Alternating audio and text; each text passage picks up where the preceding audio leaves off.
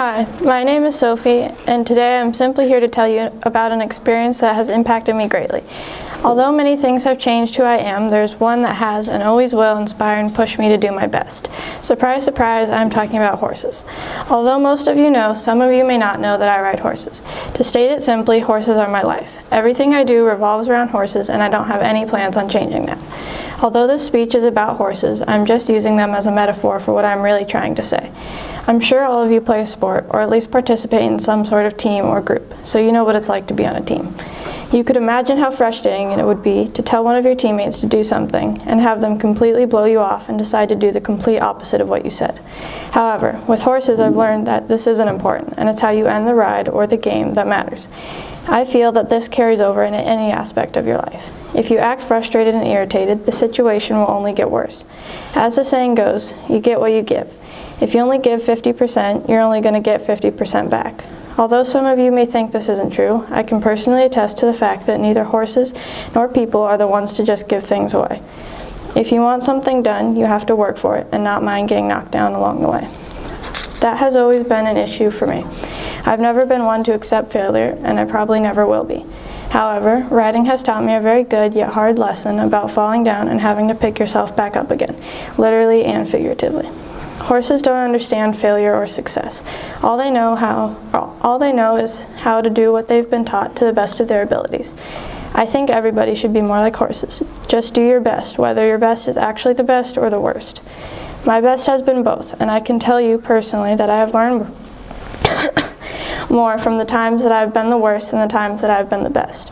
For example, I go to horse competitions and compete in many different classes quite often. And when I first started competing at horse shows, I did not do well at all. In fact, my first horse show with my horse, Fancy, was a disaster. She was very hyper and we didn't place in any of our classes. However, I just kept practicing and I kept showing, and eventually I got better. Thinking back now, I realize that I learned more from the times that I lost and knew what I had to work on than the times that I won and received no feedback. I know you've been told this a lot, but I'm going to say it anyway. You should always try your best. Give it 110%. Hard work does pay off, and trust me, I was not a strong believer in it at first. For a while, I thought I was giving my dreams my everything and receiving only half of what I gave back. But I soon realized that I was so focused on winning that I couldn't see how far I'd come already. I was blinded by the fact that I had to get an A or place first. Stepping back, I concluded that I had in fact been given what I deserved, probably more. Stepping back helped me realize that I didn't have to be the best in order to have self-worth. As I said before, hard work pays off, as long as you are committed and don't mind taking time to pursue whatever it may be. I know this is hard for some of you to hear, at least it was for me.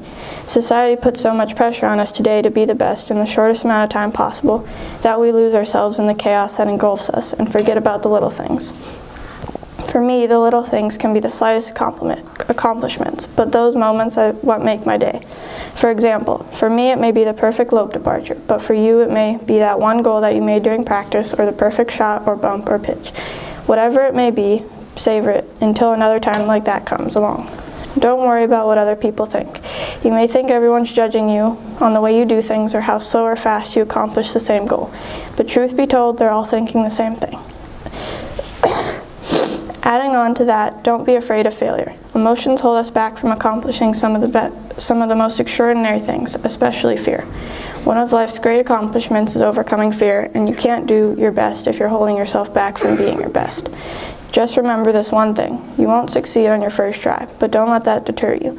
Let that inspire you to become better.